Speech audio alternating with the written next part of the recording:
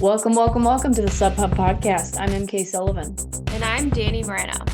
And today we have a really fun episode for you guys. There was a lot of May action, kind of just like all on this weekend, this past weekend.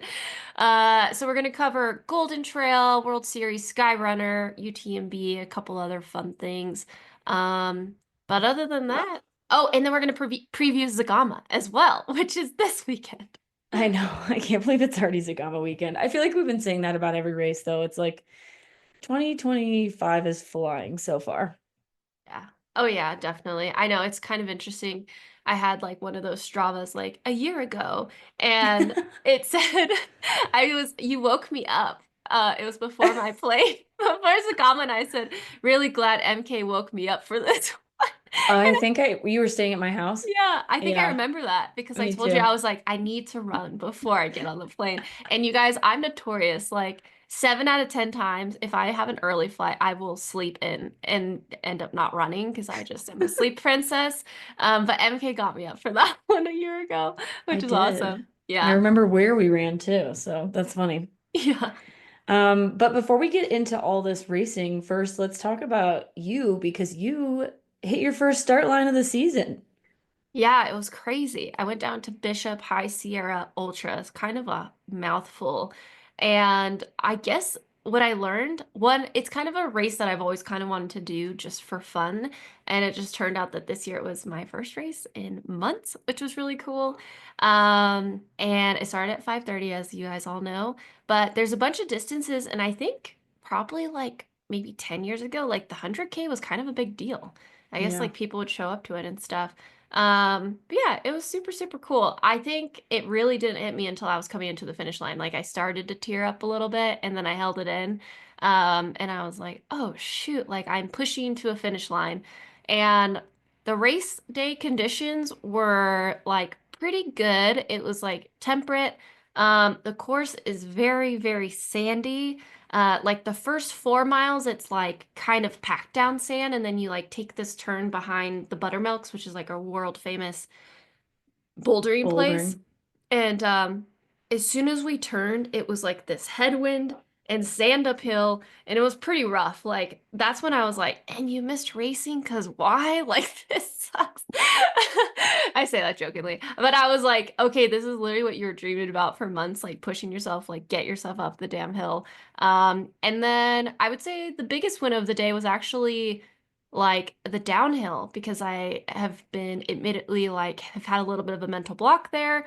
That mental block didn't exist when I started running again. It actually came after my ankle roll right before Lake Sonoma because I realized that I was like not fully healed, or not fully healed, but that there was still strengthening to do because it technically is healed.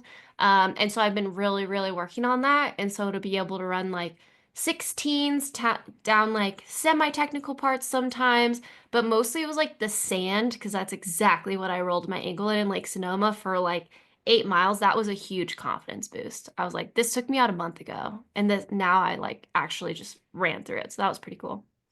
That's awesome. And you won and also set a course record, right? Yeah, yeah. What's crazy is the woman who had the course record, she was like a Colorado baller and she had won the bar trail. Like, What was her name? I don't know Oh, anymore. okay. I'd have to look it up.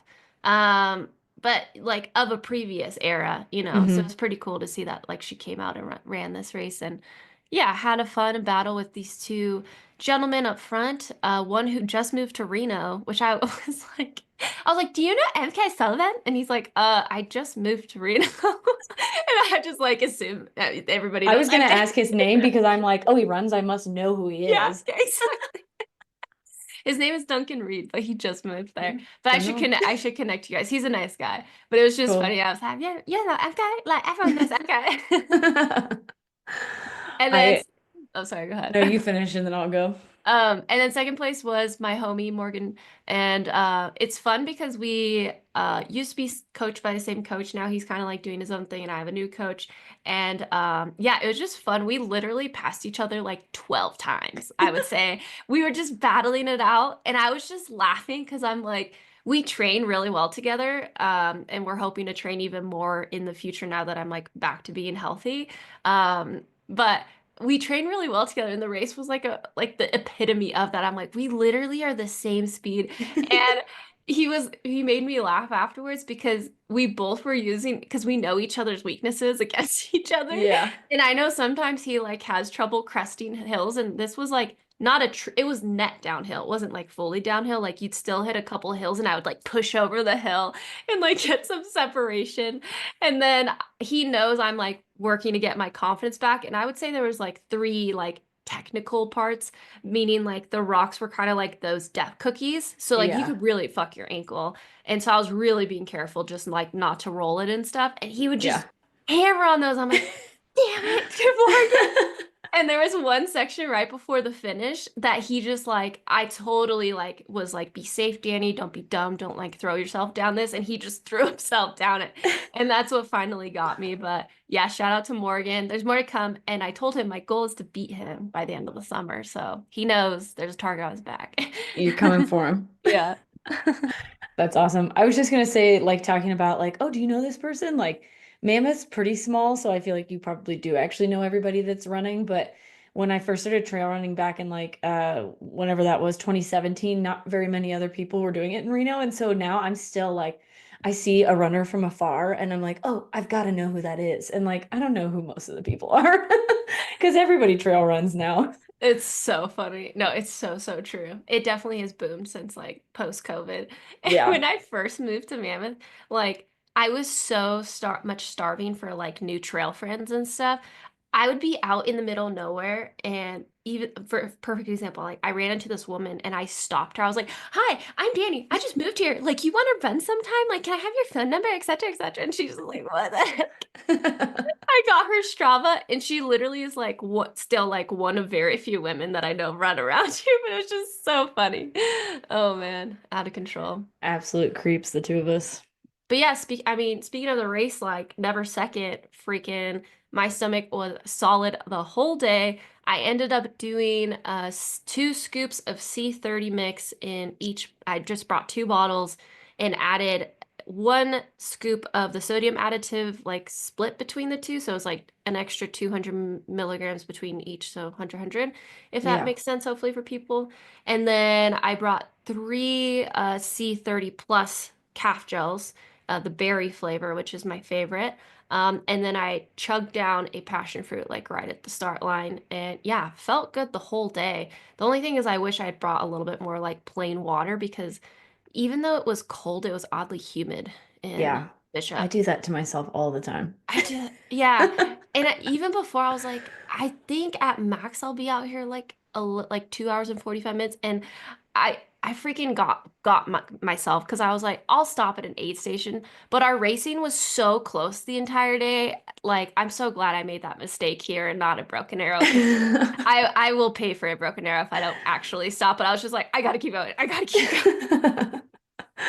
A note on that berry calf. Another great thing about that flavor is that you can mix it into a berry drink mix, and then you'll have a little bit of caffeine if you're just trying to drink your calories, and it Yeah. mixes in well without like changing the flavor. Totally. And the fruit punch too. It like goes Yeah. seamlessly together. I totally agree. So yeah, if you guys want to try Never Second, use our code SUBHUB 25. 5. 5, yeah. Sorry, I've been getting really mixed up. SUBHUB 25 for 25% off all of your orders.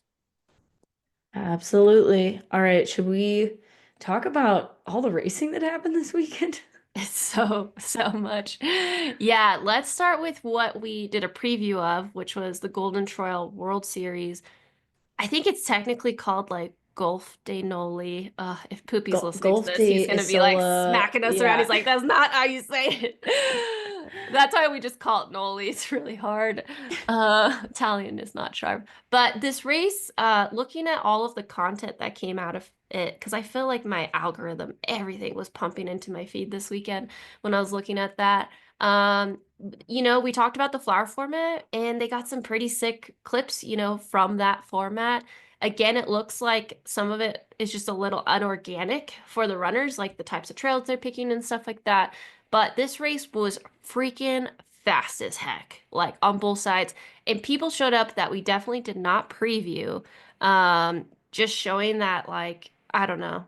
It's just crazy. Africa is rolling deep was like my Yeah. biggest takeaway. Like watching the clip of the men, there was like I mean, Elhousine technically is African as well because Morocco's in Africa. Like just six African men Yeah. crushing at the front, a freaking train.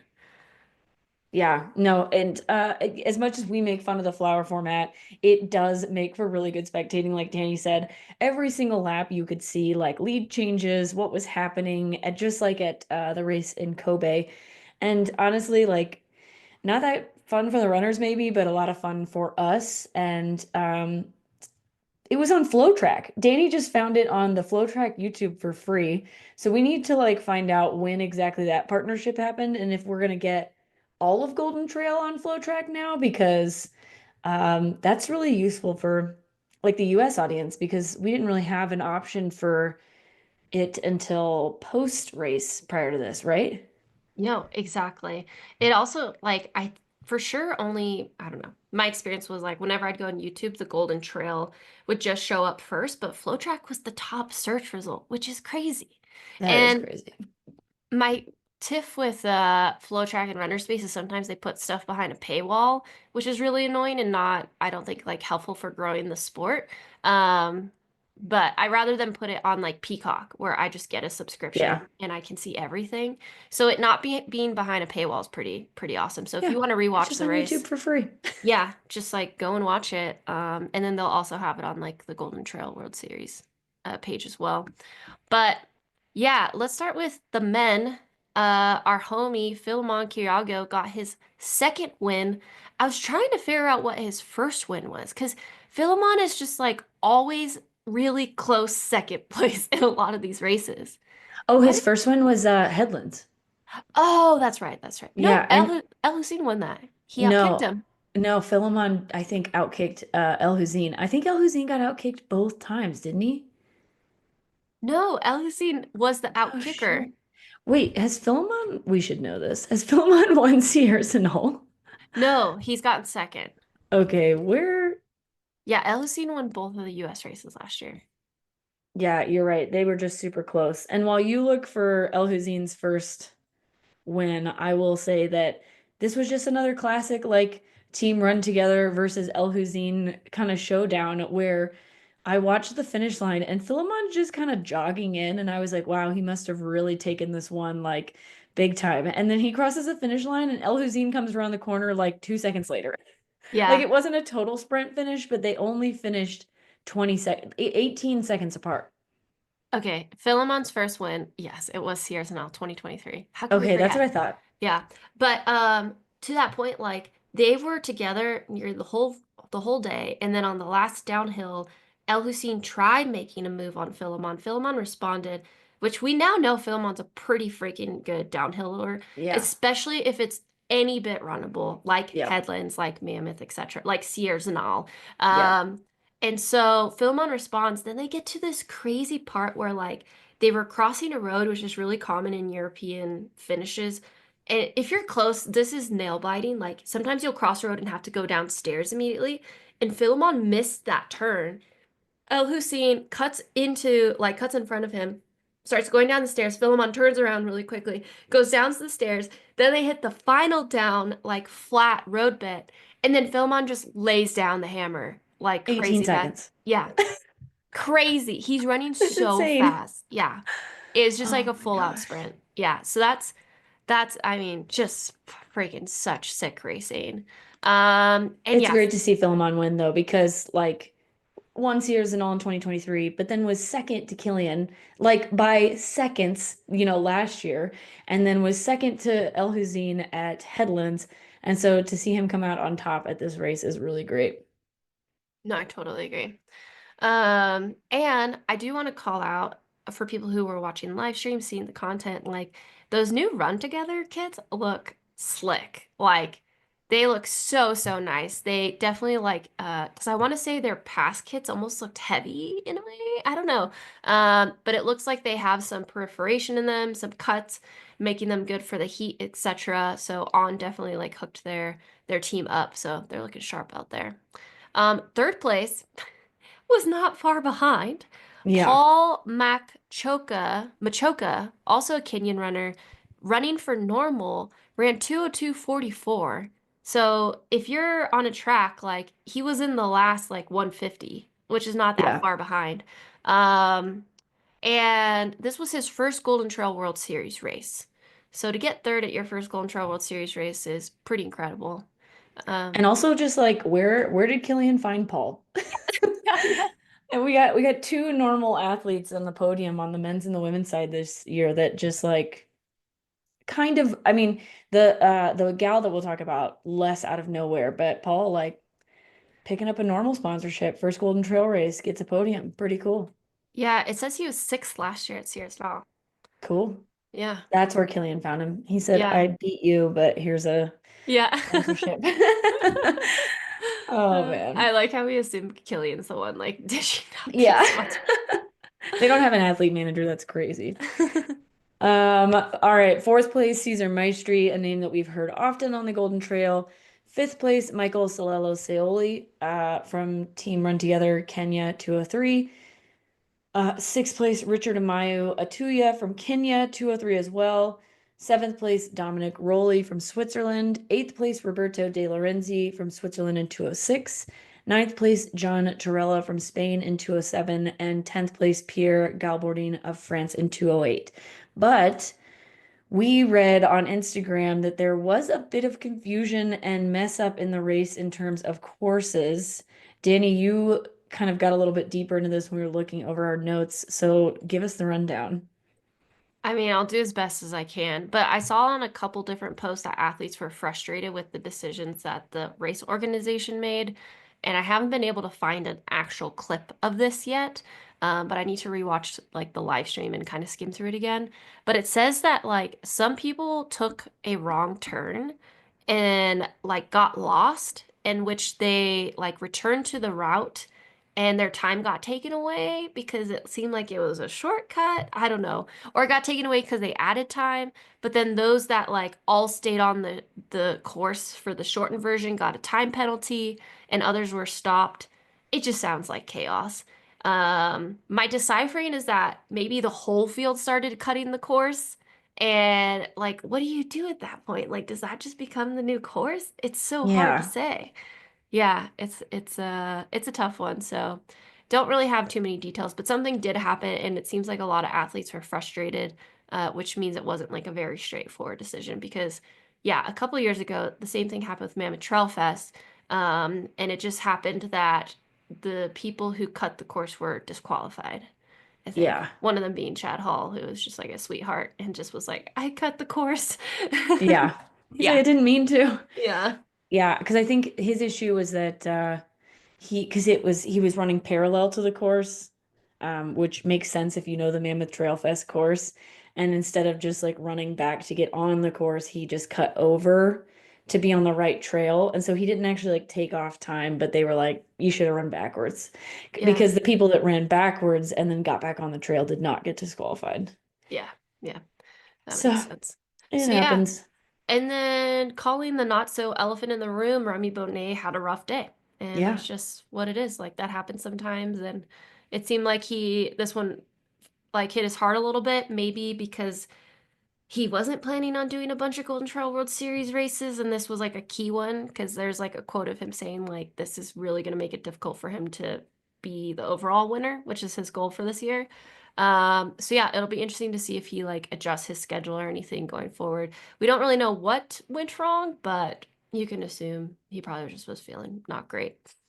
Yeah, the videos that Golden Trail posted were incredibly sad. So Yeah, hopefully sad. Remy starts feeling better. Yeah. And we see him in an upcoming race. All right, on the women's side, the woman that we were talking about, she absolutely smashed this race a couple of years ago, so we should not be surprised that she smashed it again. Madalena Floria wins the race in 2:22:25, just 25 seconds ahead of Falaris Kasang from Kenya in 2:22:51. And this feels kind of like a comeback race for Falaris. Yeah, I would say so. And they were So Flares kept pulling away on the climbs. Madalena kept pulling away on the descents, which pretty cool. Like Madalena's descending has improved tremendously in the last couple, like year and a half or so. And Madalena actually pulled away on the final descent. So that's the time she just put on in the final descent. But yeah, I think it's a little bit of a comeback for Flares too. Like she had, I believe, like a top three finish at Sears and all. And she always shows up to Sears and all like really well, like usually in the top five or something. But kind of in these Golden Trail World Series races since the Madeira final in 2022 hasn't quite like found that rhythm again.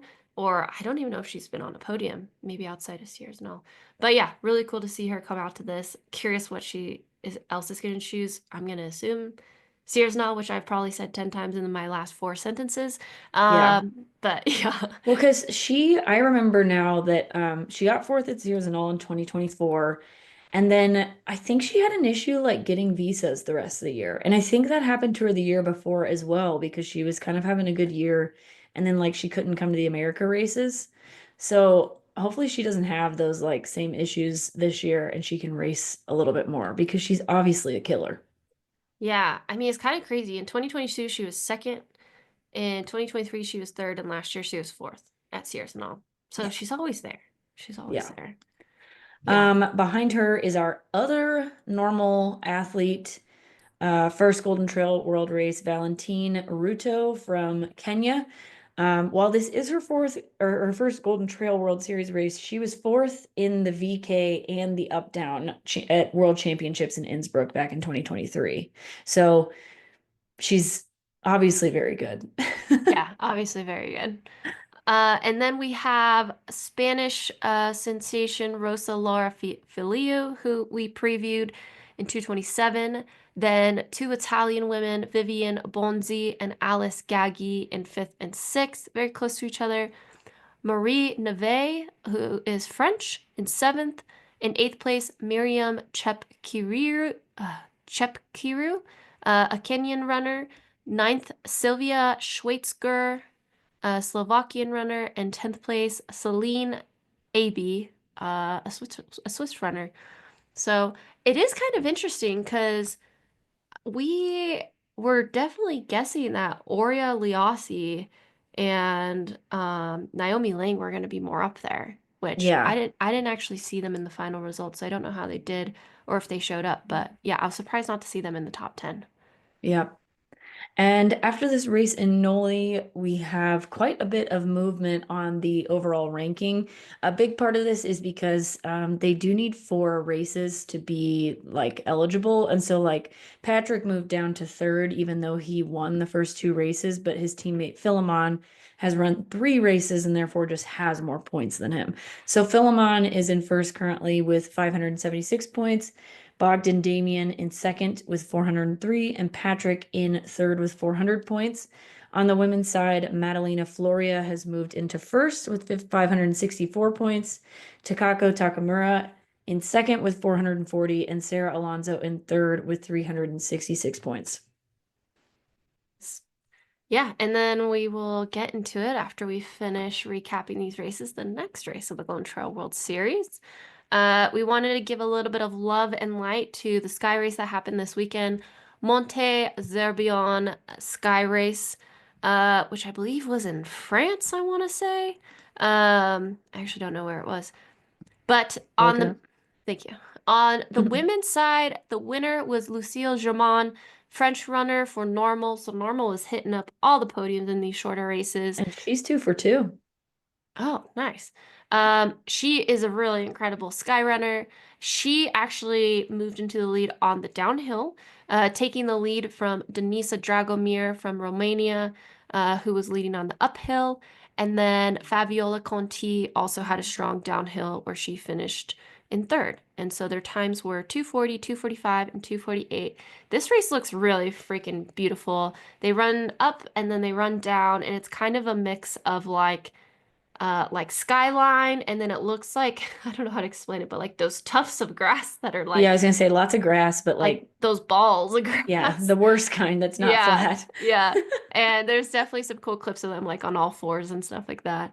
On the men's side, Gianno, an Italian runner, he pretty much was in that front part all day and really ran into his win on the descent as well, ahead of Alex Oberbacher, an Italian winner, and in third place, no other than Manuel Marias, who, from what I can gather, he moved into the podium fully on the downhill, and he was kind of like in this backpack of like 2 to 4 guys or so. And they finished in 2:12, 2:15, and 2:18. Oh yeah, we love it. We love It's in it. Italy, by the way. Chatillon, Italy. Nice. Such a bad botch there. All right. We had a UTMB major happen this weekend in Australia. Which is Uh, crazy. Did you know that it was a major? I think I kind of knew, but it's just like UTMB, y'all like pump up your majors. I didn't Because, know until I went to look for what's next for our SubHub headlines last weekend or last month. oh, Yeah, that's right. Okay. but that Yeah. I wouldn't have known otherwise. Yeah. I was telling MK that like, because it majors, they give out prize money, like pretty good prize purses. It's usually like 5,000 place for first, and then maybe it goes down to like $500, or euros. And like, of all the UTMB races, like there was nothing like sticking out about UTA. So to MK's point, like if you're just going through the results, you probably wouldn't have known it was a major. Maybe it was in captions or stuff like that, but I feel like they should like do a different decal, like or something to like make it Yeah. very clear. But I It- believe this was the first Australia like ANZ major. yeah, I think so because I don't know that I've ever noticed a Yeah. Oceania major category. I thought it There's used to been be Doi just like Ethanon, European, Asia Pacific, and North America. North America. Yeah. Yeah. So maybe that's part of it. Yeah, Like, totally. because, I wouldn't have even known that they had added a major until now. But yeah, the prize money for majors is $5,000 for first, 3,000 or sorry, euros for second, 2,000 for third, 1,250 for fourth, and 1,000 for fifth. So pretty good prize money for the fact that, yeah, it didn't seem to get that much even attention like on the weekend because there were like three different UTMB races happening. Yeah. And I felt like most of what I saw on my Instagram was like Snowdonia, not Same. UTA. Even, Yeah. I mean, the main thing is that I follow Caitlin, and so I was getting her content. Yeah, no, Yeah, definitely. Yeah, and but I saw like Lucy and Dan. I follow them. But yeah, yeah, for people I don't follow, I was seeing Snowdonia above anything else. Regardless, they raced in, I'm pretty sure the Blue Mountains. yeah. I need to give this quick story really quick. I promise it will not be too long. So I went to Australia a couple times for work before COVID. And at that time, like my husband and I had already started dating and we were working together and stuff like that.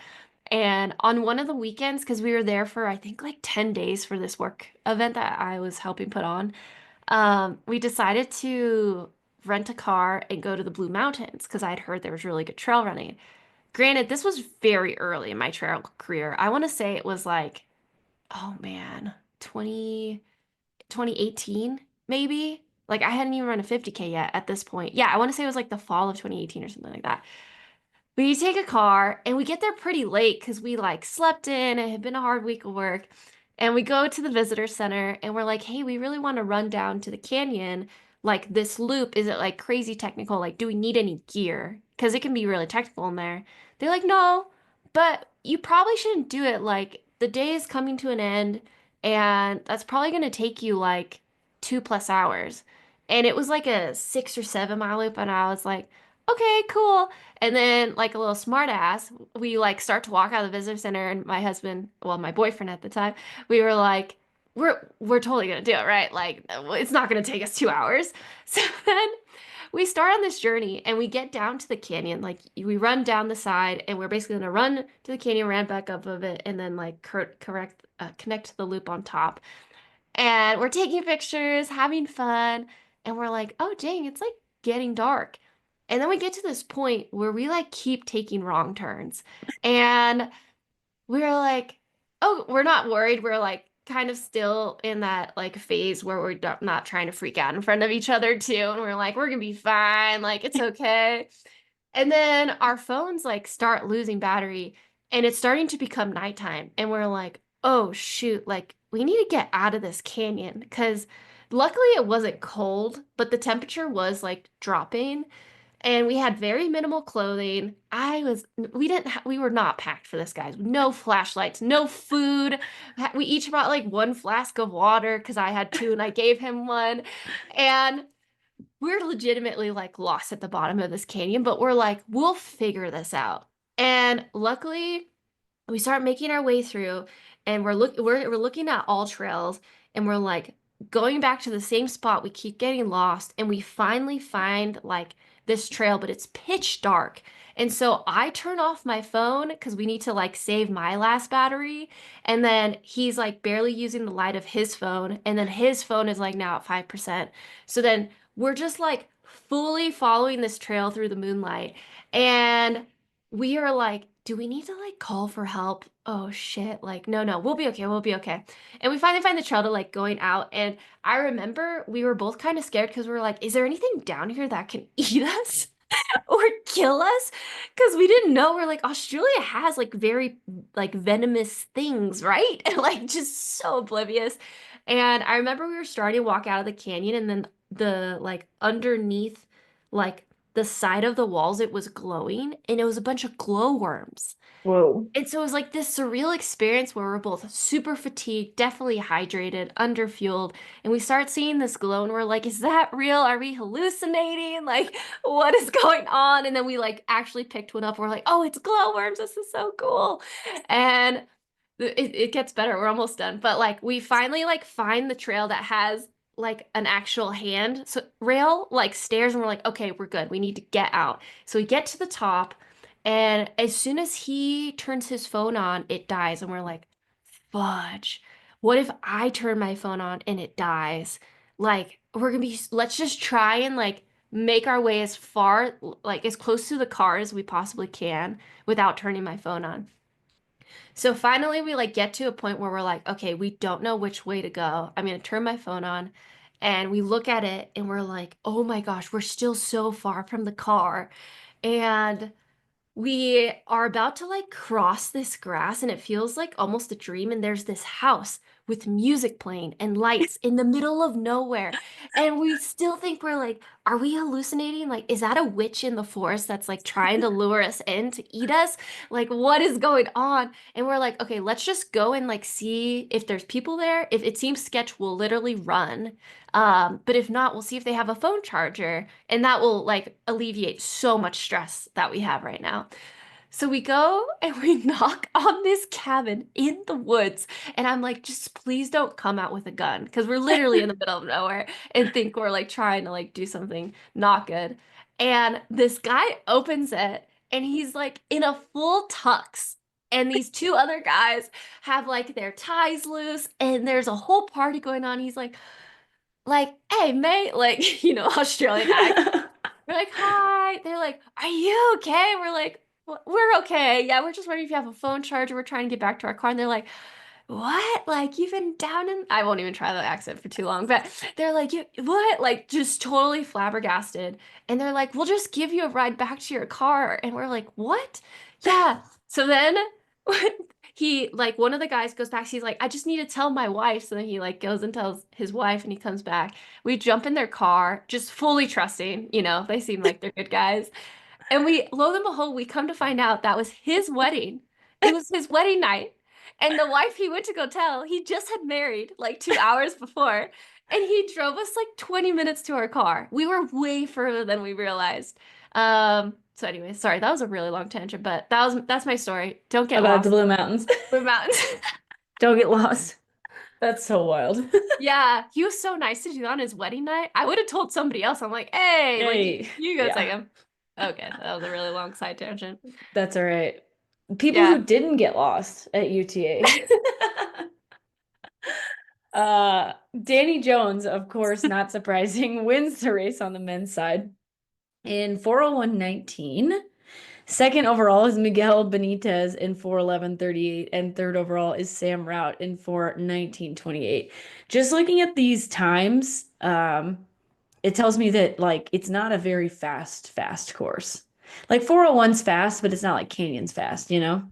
Yeah, no, for sure. Or like Tarawera fast or something like Yeah, that. And Danjo's is a freaking fast dude. he's So crazy fast. yeah, it did look like there's, I mean, from my own experience too, and like looking at the videos, Yeah, there's so many stairs, like yeah. just wet stairs too. I And it, hate stairs. yeah, it also looked like Dan was with the group and then just at one point, like 10K and just like left and then won the race. On That the women, tracks. yeah, that tracks. On the women's side, we had no other than Caitlin Fielder win in 5:02:27. In second place, a little bit closer than the men's race, was 5:06:35. Allison Wilson, also a New Zealand runner. And then third place was Demi Caldwell in 5:07:47. From And Australia. actually, since they paid five deep, I'll say the fourth and fifth women to men and women. So fourth place was Jessica Jason. Looks like she runs for A6 Australia in 5:24:03, and then fifth place was Annabelle Bramwell from New Zealand 5:26:06. So two Australians and three Kiwis on the women's side. And then on the men's side, fourth place was Toby Sparks. That is a sick name. Sparky is in 4:24:37 from Australia, and then fifth place was Vlad Excel. I'm sure I'm saying that wrong. Running for Bix Nutrition, 4:25:08. So New Zealand also won, but then three Australians in the top five on the men's side. Nice. Nice. And we will kind of run through these UT Snowdonia results quickly so we can get to Zegama, but that was the other race that happened this weekend. 34-mile trail run, so pretty far, but you know, we love our 50Ks or 55K in this what was I gonna say? 55K in this case. And In the Elsie UK. Davis. Yeah, Yeah, it happens in the UK. Elsie Davis, kind of hometown hero at this race in a sense, takes the win on the women's side. a very strong win, by the way. Like, Yes. Ingvild Caspersen is a previous season. Her results are insane. Zegama winner, top fastest debut at Western States, etc. So to be ahead by almost 20-ish minutes, like Yeah, Elsie Elsie Davis won was on in one. 6:44 and Ingvild in 7:11, so almost 30 minutes. Yeah, on technical terrain too. Like, I mean, And watching the clips Ingvild of trains on Elsie. technical train as well. She trains in Norway. Yeah, I mean, Elsie's a really fun follow on Instagram because she's one of those runners that just like makes it work for where she's at. Like she's on a treadmill and clearly she's been working really hard on her technical stuff because she pulled away on it like one of the first technical descents. So yeah, I thought that was huge for her. And third place was Magda Gola, a Polish runner in 7:40. And then on the men's side, Christian Jones. I've seen his name before. He's been like top three at World Champs or something. In 5:33, second place, Luke Grenfell Shaw in 5:49, and third place, Sylvian Cachard, which actually he normally does runnable courses, so props to Sylvan for coming out to this one in third place in 5:57. Hell yeah. Hell yeah. And final thing I think to cover for this last weekend, Elise Poncet, this is definitely not a sub ultra effort, but she was a frequent on the Golden Trail World Series prior to like maybe last year. Set the Mont Blanc FKT. Yeah, and also frequent on the French national team. So I wouldn't be Yeah. surprised she's at World Champs this year. She crushes those short distances. But yeah, new Mont Blanc FKT on skis, like seeing her stuff, she's such a badass. Like she's so Yeah. good at downhill and like seeing her do more of this mountain stuff, which I think is where her heart is since signing with Arc'teryx, just shows like when you align with the right brand, they'll support your goals for what you got. So yeah, Would she have taken that from Hillary Girardi? May that or Because Jack there's Kunzel's partner. okay. Because I feel like the women's one has kind of gone around a couple of times, but I just thought that would, if she did take it from Hillary, Hillary helped her that morning, I'm pretty sure. Like she was there with like Tony and all of them at the start and the finish for Elise. Yes, yeah, definitely. Yeah, So it's a pretty cool. little, yeah, it is pretty cool. It's a little hard sometimes with the Mont Blanc for me because I know There's there's like two different type different routes, right? there's different routes and there's like skis and no skis. Oh, okay. But yeah, we won't dive into that. Yeah. But regardless, she got a very prestigious FKT, which is pretty sick. Yeah. All right, let's talk about Beekeeper's Naturals real quick before we get into Zegama. It's apparently cold season 2.0 for Danny. We thought it was allergies, but Yeah, I don't know what's going on, guys. Like, I feel fine, but my like the sinus area in my head, like my nose is I don't want to do too much TMI, but like my nose is constantly dripping, but I don't really have like any like what's that called? congestion Like or congestion. Yeah, like I'm not coughing up a lung and I don't have a cough. yeah. Um, but What's your regardless, go-to? I've been snorting that sinus Yes. stuff like nonstop. It's so alleviating. It's like it's so satisfying to be honest. It just opens up the nostrils in a way that's really hard to replicate. So yeah, that nostril spray just slapping that 24/7. Absolutely. If you want some nasal spray, because I mean, it's whether it's cold season or you're like me and allergies are kicking you in the face, like the nasal spray will help with those nasal symptoms. So go to beekeepersnaturals.com and use our code of SubHub20 to get 20% off of your order. And hopefully you guys don't get cold season 2.0 like Danny, and it's maybe just allergies or you get nothing at all. Yeah, and maybe I just have allergies and I just like am a baby too. So I don't know. Either way, go check it out, get yourself some products, and start feeling better. Yep. Okay, Zegama. Zegama is Zegama. And Zegama is Zegama. we are back at it now. I had something. Did I already say this? My Strava? I don't think so. Okay, I'm getting confused, guys, with what MK and I were talking about before the podcast. But today on my Strava, I got what's called a notification. You know, when it's like this. Oh, you did. Yeah, you did say this about Oh, me okay. waking you up in time. Man, we're both struggling. It is hard when Loopy. we like do all the notes beforehand because we talk about a lot of stuff. Well, you guys can listen to the beginning of the podcast to know what I was talking about. But I'll just say, a year ago, I was headed to this race, and Zegama, it truly is a gem. I hope they never take it away from the Golden Trail World Series race because it truly has its own heart. Right in the heart of Basque Country, this course is, I think, a true testament to like that mountain aspect of our sport, steep uphills, technical, like non-technical to super, super technical downhills, like a technical skyline. The weather can change things drastically for the runners who are involved. And you do that all between 3 and 5 hours, roughly, for the front end of the sport. But this is a race that people wait years to get into. So kind of like how Western States is near and dear to our American hearts, the Gama is near and dear to the hearts of the Spanish and Basque people. So kicking us off, the course records were both ran in the same year, 2022, which was of the abnormal. It was a sunny and dry year. So it'll be really, really freaking hard to break these course records at any point because the two runners that ran them are/were in their prime on the day as well, which is like just so hard. But you have no other than the GOAT, Kilian Jornet, running 3:36. Ouch. I don't know how he ran that fast. 3:36.42. And then you have the Flying Dutch woman, Nienke Brinkman, who ran 4:16.43, which also is just like such a gut punch. Yeah. And just some stats for this race. It is 26.4 miles. So, basically a marathon with 8,600 feet of gain. It if you guys are in the trail running world in any sort and you're on Instagram, you've probably seen videos of the iconic climb at Zegama where there are so many fans that it's like almost overwhelming. Danny, you can attest to this because you actually got to experience it last year.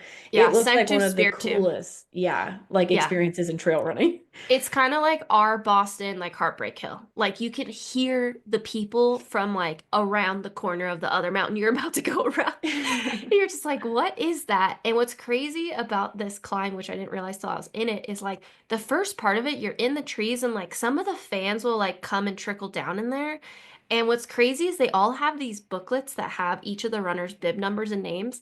So you'll Whoa. be in the trees and you'll like hear your name, and I was out there like, Ale Dani Moreno. And I'm like, what the heck? Like, how do you know my You name? know my name. And it's literally just your bib number. And so they're just, and they'll say everyone's name, which is really freaking cool.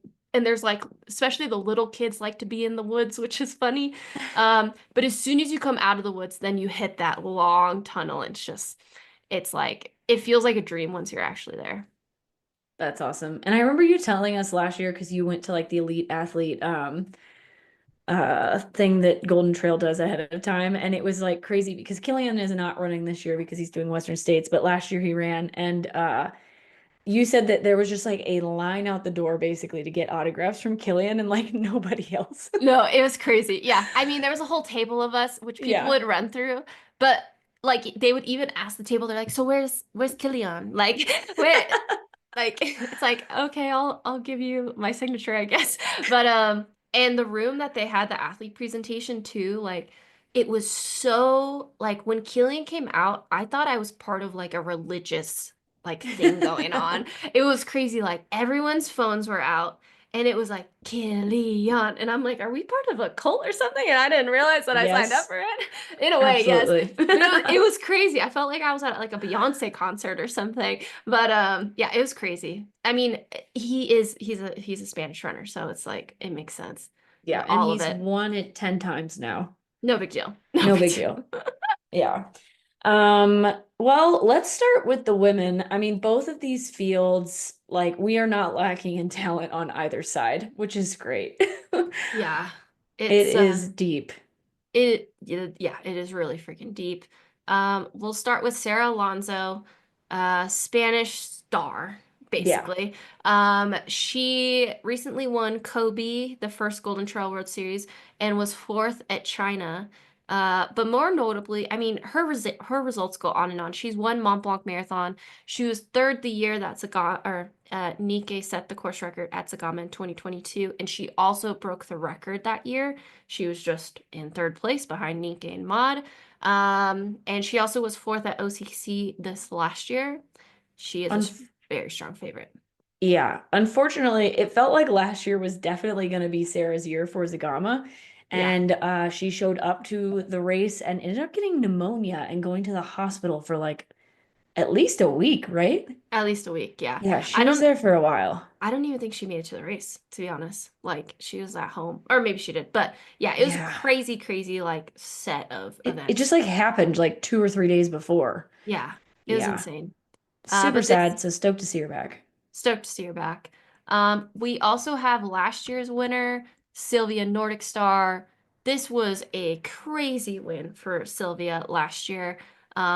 She also was second at Grand or Le Templier in the fall, and she was first at UTMB Nice 50K. And I don't know if she has raced this year. Has she? If she hasn't been anything like big. Okay. Yeah. Well, Because I know like Ida's been doing a bunch of like smaller Scandinavian races, so I wouldn't be surprised if Sylvia was also doing stuff like that, but I yeah. haven't seen her Her post anything. Yeah. yeah. Um, and then we also have Yao Miao, who was last year's OCC winner, and she got third here 2 years ago in 23. And she was fifth at the China race most recently. Nice. Yeah. Judith Wyder, Marathon du Mont Blanc winner last year, finished second overall in the Golden Trail World Series. She was second at OCC behind Yao Miao, correct? Yeah. Yeah. Is this this can't be her first time running Zegama, right? I think it is, which is Whoa, crazy. that Yeah. is crazy. Yeah. Um, well, stoked for that then. Marta Martinez Abayan was third here last year at Zegama. She is back on the start line. Joylene Chipnieno from Millimani Runners, who is the athlete who won Sierras and all last year and the Golden Trail World Series final. This has got to be her longest race by quite a bit then. But I'm excited to see how she lines up against these women who pretty frequently run like marathon to 55K distance. Me too. And just like the terrain and stuff like that too. I'm Yeah. interested. I mean, she Uh, was second at China, which, as we saw, was kind of like a convoluted course in the sense that it was seemingly kind of technical. So maybe she'll be fine with that. But the elements are obviously a huge part of Zegama. Definitely. And then we have Malin Osa, who was the second here last year. She ran an incredibly smart race. That has definitely been like her biggest result to date, but she frequently is in the top five of nearly all the Golden Trail World Series races that enters, and has a handful of top threes as well. We have who appears to be our lone American potentially, unless Kimber Maddox is showing up, but we have Anna Gibson, who was second at Broken Arrow VK last year, sixth at Sears Now, third at Mammoth Trail Fest, and fifth overall in the Golden Trail World Series rankings. This will definitely be her longest race to date. And I'm really excited to watch her crush Yeah. this. She's like, I think just because of her multi-sport abilities, she's somebody that I don't see having like a hard time with like any sort of technical aspects of this course. So I'm very excited to see her stack up against these women. Floria Madalena, who won Noli last week, was podium at both the China and Japan races. So my one concern with her is that maybe she might be a little bit more tired than everyone else who's showing up fresh here, but she's kind of always a surprise. So very tough. And yeah, you guys know her at this point. Yes. And then we have Rosalor Filiu, who was eighth at Zegama last year, fourth last week at Noli. So also in that Noli potential double crowd. So we'll see how those athletes bounce back because it has been only a week and you're going into a pretty hefty marathon. But it's not something that hasn't been done before. We also have Ikram Rashala Sala, a Spanish athlete who we have highlighted in our Subhub headlines before. She ran a 2:28 marathon this spring, and it looks like she's been doing a couple of training runs with Sara. Word on the street is she's really strong, especially her descending, actually. She also was eighth last year at OCC and 10th at Mont Blanc Marathon. She's definitely one to watch. And then we have Marta Martinez, who We is, just, I oh, think we moved her, but we did already talk about Marta. Oh, okay. We Third already here talked. Oh, last yeah. year. Yeah, we did talk about her. And then we have Therese LeBoeuf, who is a Swiss athlete, fourth at Zegama last year. She was third in 2023. She really thrives on like this type of terrain. And so, yeah, I think she'll be one to watch. And then just a couple other names. We just are unsure if they're showing up. Julia Font, Brooks Trail Runner, very frequent in both the Golden Trail World Series and the Skyrunner Series, multiple top tens. We have Augustina Auricola, the Finnish runner from ASICS, eighth at Mont Blanc Marathon runner, or eighth at Mont Blanc Marathon, also very good descender. And then we have Ida Robsam, who is a Norwegian Hoka runner who was ninth place at Zegama last year. Wow, Yes. this just keeps going on. We just don't know if these women are showing up. So that's why we're a little hesitant to highlight them. But some runners that are entered are Kimber Maddox of the US, Denisa Dragomir of Romania, who just was on the podium of the Sky Race this past weekend, Naira Irojin, who is a Spanish runner. Takako Takamura has been in the top 10 of the last three races. Yeah, so we'll see who shows up, but I would say of the women we highlighted, something if I am using my deductive reasoning that I have learned with Sagama is like it is a relatively early season technical race for runners who aren't always exposed to technical terrain. So like most of the time if you live in a place that has snow, you're not getting exposed to technical terrain until now, like right before the race, which is really tough. Like if sometimes you need a couple races to get those legs back versus athletes who are always training in those conditions. So that's something to note. Another thing is like literally historically, which is crazy. The winners are, when you look at the men's winners and the women's winners, a vast majority are either Spanish or Scandinavian. Scandinavian. Yeah. It's so weird, but it makes so much sense because if you're a Spanish runner and can run any bit on the course or in the Pyrenees Mountains, you get exposure to that type of terrain. And the Scandinavian runners are running on like wet rocks Low all the time. all the Like time. it's what they're most at home on. So even if you look at like the past winners, like like 90% of them fall into one of those categories, unless it's like a hot dry year like Mika Brinkman, who is good at technical terrain, but I wouldn't put her in like the top 5 in the world. Yeah. Um, could like you can navigate the terrain in a much like more straightforward way. Versus just like slipping and falling on your ass, as I have a video of actually from me last year on grass of all things. So yeah, it is very interesting.